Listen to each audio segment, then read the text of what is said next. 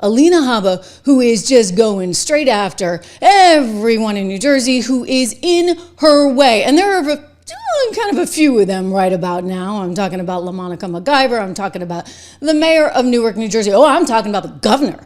The governor, yes, ladies and gentlemen, Phil Murphy of New Jersey. This is really setting up in so many ways this tension between state and federal government, right? The state and the feds. That is the problem that we keep seeing over and over and over again. And unfortunately, it comes down to party lines. Anyway, Alina Habba is getting sued.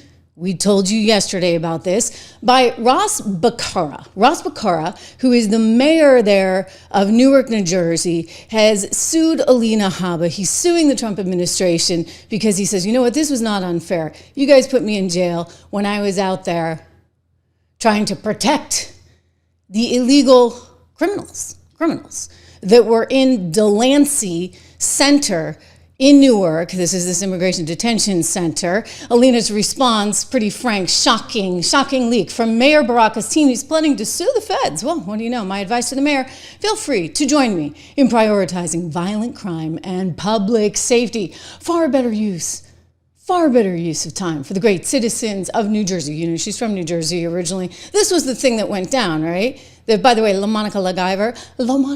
Yeah, I kind of like saying that. I have a feeling I'm going to get to say it a few more times around. She's facing up to 8 years. She's the lady in red. Take a look at what went down. This is just a few weeks ago at the Delancey Immigration Center. Get off of her! You cannot push it! You cannot Congress! You can't push members of Congress! Get off of her! You are fascists! Fascists!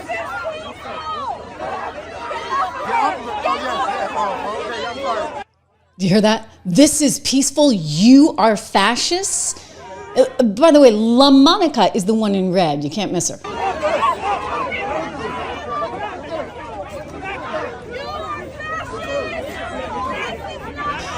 Anyway, long story short, yeah, they took in the mayor of Newark, New Jersey. But then, you know what they did?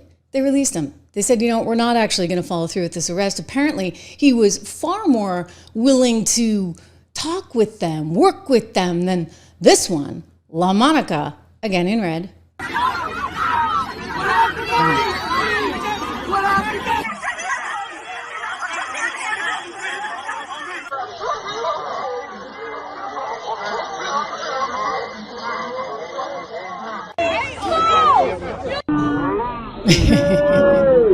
And again, if you are listening on Spotify, we thank you for that. We're looking at footage here of Lamonica McIver in that crowd. Again, you can depict her pretty carefully because she's the lady in red who basically was pushing herself up against the ICE agents. Now, she can do 8 years for that, okay? And you know who? Alina is not backing down. So back to Ross for a second. So again, he's suing Alina. She's like, yeah, that's exactly what your constituency wants to see. Again, remember just for a second, guys, this is at a detention center for people who are here illegally and have committed crimes. Okay, for some reason that keeps getting lost. Somehow these are the innocent victims, right, in all of this. And he's like, wow, you know, this was so much turmoil and now there's been damage to my brand and my name. I'm like, are you kidding me, buddy? You're the one who's like campaigning on this. This is exactly what you want. This is what they all want. This is what Lamonica wants, right? She's blaming, believe it or not, ICE for the skirmish you just saw. Charges are absurd. You know, it's ridiculous. I was there to do my job along with my other colleagues. We have done this before. This is our obligation to do. It's in our job description to have oversight over a facility, and the entire situation was escalated by ICE. They caused the confrontation. Homeland came and, you know, caused this chaos that we see. It was a very tense situation, but it could have been, you know, easily not happened. Really? Yeah, I'll tell you how it could not have happened, Lamonica, is if you actually conducted yourself more appropriately. If you had decided to actually make an appointment, like that's kind of the way it's done. And they would have given you an appointment and you could have gone in and done your little inspection and all could have been well and fine. But no, you guys decided to make a big thing of this. So Ras Baraka, he spent every day there for about a week until finally, like, the protests started growing and growing and growing and growing, and Lamonica descends on the scene, and a few others, by the way. And then by then, it got into what I showed you before, where things just started getting a little bit unruly. A little bit unruly to the point where Lamonica, I can't help saying it over and over and over again. I do speak Italian and Spanish, so, a chance to work on the accent. Lamonica in red, she's out there pushing her way through to the point where they did eventually get some video of her there pushing her way into an ICE agent, as you have seen. Right, so again, lady in red, and look at her. I mean, at that point, like, why don't you just say to yourself, you know what, this is kind of getting out of control. Maybe I'm going to back off. Maybe this isn't really appropriate for me as a member of Congress to be doing this. Why don't I just kind of extricate myself from the scene and follow up on this in kind of a more dignified manner? But no, that is not what she did. It's not what she wants to do. And then when Alina Habba said, hey, you know what? We worked something out with Baraka. Let's work something out with you. She didn't want that. No, she's willing to face the 8 years in federal prison because she would not admit that she was impeding law enforcement. This is what she told Jen Psaki on her Whoopty-Dipty show. More on that coming up. Ratings bad. But no wonder, right? Well, Habba said you had declined every opportunity to come to a resolution. You said they wanted you to admit to something you didn't do. What did they want you to admit to? I mean, there was a lot. We've had a week of back and forth with them, and I will say that I did not waver. I showed up there to do my job, and she wanted me to admit to doing things, all of these different lists of things that she said that I did. Like what? I mean, from things of impeding, I just have to stop it. Yeah, like maybe impeding. We don't have to go back to the video, but you guys saw it. There were some other things in there that she put in there, but I can't remember exactly what it was. But she wanted me to admit to these things, sign an agreement to them, and I'm not doing that. No, I'm going to ride this for all it's worth into a bigger position, maybe as senator of New Jersey one day. Except that, you know what? Most people don't actually like this behavior. Most people look at this and say, why didn't you just make an appointment? Most people look at this and say, this is really not, shall we say, in keeping with a member of Congress. But, maybe you have your little district, Lamonica, and it's working for you in the district. But I don't think it's working in the rest of the state, or frankly, in the rest of the country. Now, is it? Certainly not working for Donald Trump. He says, this is the end of this. We're not going to have this kind of behavior anymore. We need law and order. That woman was out of control. She was shoving federal agents. She was out of control. The days of that crap are over in this country. We're going to have law and order. Okay, that's one way to say it, right? So Habba is smacking down now the New Jersey mayor who's trying to sue her and make a political name for himself, as well as following through here on the assault charges of a federal agent for one Lamonica McIver. So you remember her note just a couple of weeks ago, basically pointing out that after some extensive back and forth there with the mayor of Newark, New Jersey, they decided that actually they were going to drop charges. However, because it was in the spirit of the public interest, given what Lamonica had done, given that she was kind of, allegedly roughhousing one of the federal agents, Alina said, you know what, we got to follow through on that one. We've got to move forward. She said, Representative Lamonica McIver assaulted, impeded, and interfered with law enforcement in violation of Title 18 U.S. Code Section 111A. That conduct cannot be overlooked by the chief federal law enforcement office official of the state of New Jersey. No, it can. I mean, she's the U.S. attorney, right? And it is my constitutional obligation to ensure that our federal law enforcement is protected when executing their duties. I have persistently made efforts, she writes, to address these issues without bringing criminal charges, and have given Representative McIver every opportunity to come to a resolution, but she has unfortunately declined.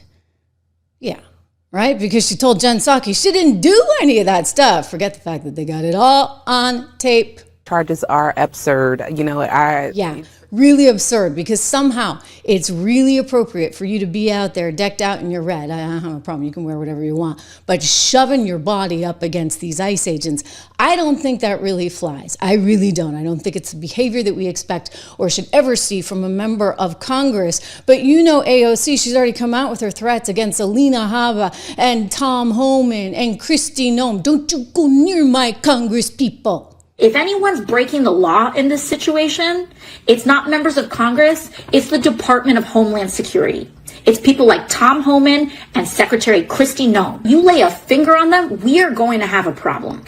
Yeah, well, in light of now our discovery that the Colorado attacker was actually here illegally because he overstayed a visa, I think that actually they have some ground to run with this, right? You cannot be over and over again defending people who are here overstaying visas, that are here, that are criminals that have been arrested and are supposed to be deported. I mean, that just doesn't really totally make sense to me, especially given what we know about our Constitution, right? And I've said this to you guys all day long. The feds trump, pun intended, state and local government on this one. Because in the Constitution, you can go right to the Naturalization Clause, Article 1, Section 8, Clause 4. The Congress shall have power to establish a uniform rule of naturalization, okay? Naturalization, what does that mean, okay? That means people coming here. So Congress has the authority to determine who may become a citizen and by implication, who may enter and remain in the country. So as Tom Homan has said to AOC and to all of them, you guys don't like this? You change the law. But the way the law stands, the federal government has this power. Courts have consistently interpreted this over and over, tons of examples to support that the feds have control over immigration laws, not just naturalization, by the way, immigration laws. And then you've got, well, basically the Commerce Clause, my favorite. Article 1, Section 8, Clause 3, the Congress shall have power to regulate commerce with foreign nations. You know what? That clause can be used for a lot of things, including immigration. So immigration is interpreted as affecting foreign commerce, allowing Congress, therefore, to regulate and have jurisdiction over the movement of people, if you would. Jonathan Manson, thank you so much for your generosity. We appreciate it. We're growing here on the Trish Regan channel. I got more to say on that coming up. Allowing Congress to regulate the movement of people into the USA. You've also got the necessary and proper clause, Article 1, Section 8, Clause 18, quote, to make all laws which shall be necessary and proper for carrying into execution the foregoing powers. Well, this allows, you see, Congress once again to have that jurisdiction over immigration because you need those in order to enforce enumerated powers, right? Like the Naturalization and Commerce Clause, and it goes on. I mean, I hate to get into a civics lesson, but the Democrats need it. Migration and Importation Clause, Article 1, Section 9, Clause 1, which basically has already been used to determine that, yes, Congress actually has the authority to regulate and to restrict migration. And then the grand finale, you've got foreign affairs and national sovereign. These are the implied powers. And by the way, this came up in Arizona back in 2012. And what did the courts affirm? They affirmed that, yes, the federal government has full jurisdiction over immigration. Okay, so you know what, AOC, Lamonica, mayor guy from Newark, New Jersey, you guys don't like it, then you actually have to change the law. But the way it stands right now, Trump is trumping you all day long. Somebody ought to teach AOC this. Somebody besides Homan, though, he's so good at it, right? Remember this? Through this memo. You're not the author, but you signed the memo. Yes, a zero tolerance memo. So you provided the official recommendation to Secretary Nielsen on for the United States to pursue family separation. I gave Secretary Nielsen numerous recommendations on how to secure the border and save lives. But it says here that you gave her numerous options, but the recommendation was option 3, family separation. What I'm saying, this is not the only paper where we've given the Secretary numerous options to secure the border and save lives. And so the recommendation, of the many that you recommended family separation. I recommended zero tolerance. Which includes family separation. The same as is with every U.S. citizen parent gets arrested when they're with a child. Zero tolerance was interpreted as the policy that separated children from their If I get arrested for DUI and I have a young child in the car, I'm going to be separated. When I was a police officer in New York and I arrested a father for domestic violence, I separated that father Mr. from his Homan, with family. all due respect, legal asylees are not charged with any crime. When you're into the country illegally, it's violation 8 United States Code 1325. Seeking asylum is legal. If you want to seek asylum and go through the port of entry, do it the legal way. The Attorney General of the United States has made that clear. Okay. So if you don't like it, you know what, you guys need to actually change the laws, but you're not going to change the laws. And the laws are the way they are because they're constructed in a way to actually enable us as a country to succeed economically, enable us as a country to protect ourselves. Right? And if you can't actually protect yourself because you have no immigration policy or you don't enforce your immigration policy, then aren't you putting national security at risk? This is something that Caroline Leavitt actually said from her pulpit there yesterday, that basically national security is very much intertwined with immigration security. This is all kind of one and the same. So why is it that you have so many people, well, I guess we know it's all political, all over the country, all in blue states, by the way, saying, no, we're going to take this on. You know, we feel differently. It didn't used to be this way. I've showed you guys all the sound from Obama, from Clinton, everyone. Democrats actually used to be very much in sync with everyone else on the need for a strong border. But suddenly it's all changed to the point where you get the New Jersey governor, right, out there tempting the Fed saying, hey, come and get me. Look what I got. Watch. I don't want to get into too much detail, but there's someone in our broader universe whose immigration status is not yet at the point that they are trying to get it to. And we said, you know what, let's have her live at our house above our garage. And good luck to the feds coming in to try to get her. Ooh, okay. That was a bit much, don't you think? Kind of tempting fate, if you would. Well, he did. And shortly after making that statement, got Alina involved.